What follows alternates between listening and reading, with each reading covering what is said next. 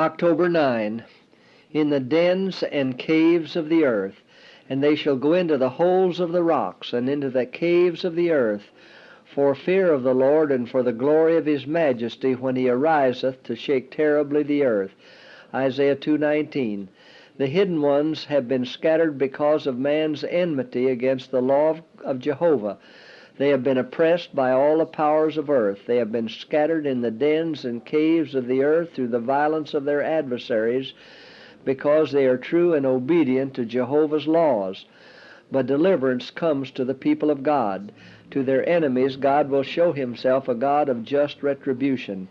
From the dens and caves of the earth that have been the secret hiding places of God's people, they are called forth as his witnesses, true and faithful.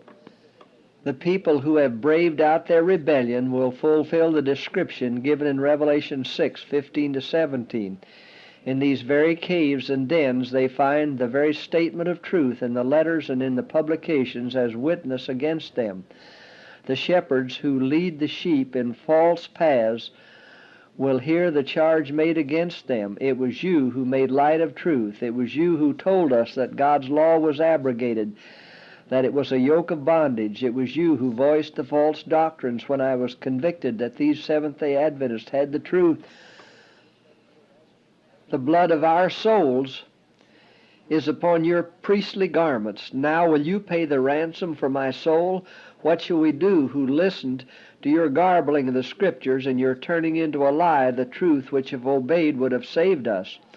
When Christ comes to take vengeance on those who have educated and trained the people to trample on God's Sabbath, to tear down his memorial and tread down with their feet the feed of his pastures, lamentations will be in vain.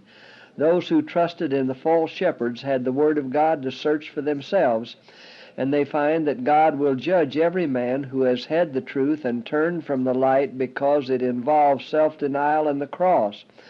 Rocks and mountains cannot screen them from the indignation of him that sitteth on the throne and from the wrath of the Lamb.